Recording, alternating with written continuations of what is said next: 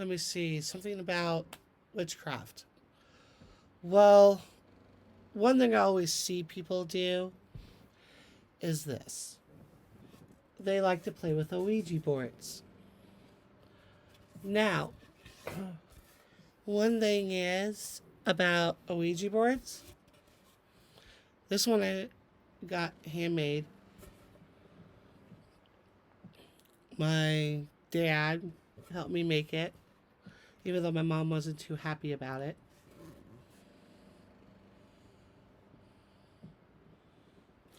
All right.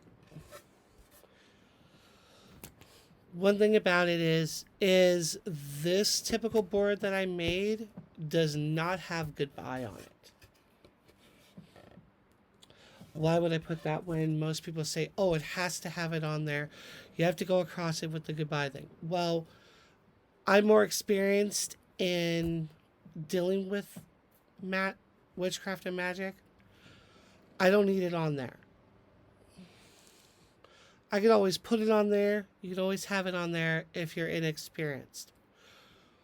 Normally, the way to end a session with one is of course, you see, I've made, right here's the sun, there's a pentacle, and here is the moon. The moon you can represent with like nighttime, of course, daytime. This is your indicator. It's very powerful to have it on there.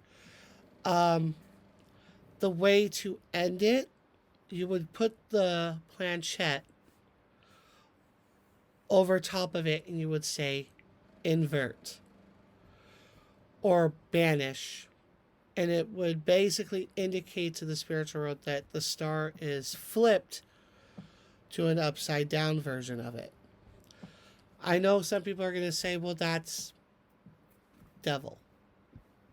No, it's called second degree witchcraft, which is to promote banishing, where the upright is for invoking power or summoning it to you. The other is to banish evil. Common misconception is to understand the difference between the two. For devil worship, you would literally have to have an upside down pentacle without a circle, which would then become a pentagram. Your best aspect of doing this, don't ever put that on the board, because then you just made it into a demonic board and all you'll get is bad things. The other proper uses of using a board of any kind, I strongly will tell you this: you need 3 black candles, 3 white candles, and 1 amethyst. It makes a high level difference. Not purple. Make sure they say that it's amethyst. Amethyst is the high level of power. Black is for protection. White is for summoning. The other thing is you're going to want to make sure you have salt around not just the board, but around the group you're with. You have to all be around a circle of salt. That's the best aspect for it. To properly use it. The other thing is where people say, oh, you don't lift up your hand. Oh, but it's fine. You can break the connection as long as you're in the circle. If you leave your hand and jump out of the circle, that's when bad things will happen. As long as you have the circle, you can always move your hands away from the board. The spirits aren't going to give a shit. You'll also notice, oh, there's a cross on it. Well, that is an ancient Celtic style cross. Back in the olden times, crosses were a symbol of paganistic ruling. It represented the top, north, south, bottom, which would be fire. East and west was always depending on which way water faced you closest. So west would be on one side, east would be on the other, which would then represent the four elements. In the center would be spirit, which normally, if you're only a four elemental believer, that's based off of only four elements instead of using spirit as the main fifth, where some say spirit is just within us all. There are people who are spirit elementalists. Basically, spirit elementalists do have the power to literally do any of the elements. If you want, they're kind of, if you want to claim it, an avatar. I know I didn't want to quote that, but it's just, it's funny saying it that way.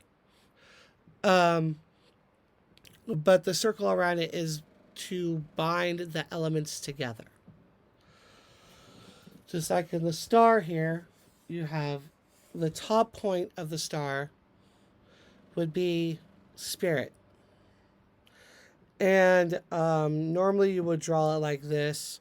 So earth, air, fire, water, spirit. Or depending if you draw it this way, earth, air, fire, water, spirit. You would always call spirit last because it's known as the fifth element. But this particular board is more along the lines, it's a two-way board. Two-way boards basically take you off into, a two-way board is you can send a message along with receiving one. Where regular Ouija boards that are just the plain old whatever, the plain old little rectangle board, those are just plain everyday boards.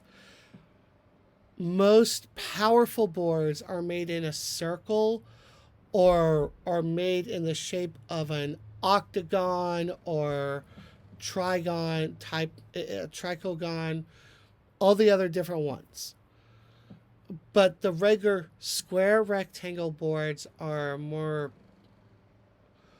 as a Ouija board. They're more like a just one direction, just having the spirit talk to you and have answer. But it is dangerous, I will say, to play with them. If you do not handle the proper things, like I said at the beginning, more about. One of the other things you can use to protect yourself is sometimes sacred ashes, like ash that has been either, basically, if you can get a bunch of paper, don't get me wrong, if you can get a bunch of paper blessed by somebody, either another sorceress or, I hate to say it, but even a church, if you can get them to bless the paper with water, let it dry out, and then burn it, and then use the ash of the paper, that's sacred ash, which would make, you could use that too. Other is a form of holy water. You can get it at a church, you can buy it off Amazon, you can buy it off eBay. You can use that, but when you use holy water, sprinkle it under the board, not around. The only things that you can go around you is salt and sacred ash. The last thing is black sand. You can also use that, and that, if you can get your hands on enough black sand to do it. But yes, please use those indications on those. So, as this go, have a good one. Bye.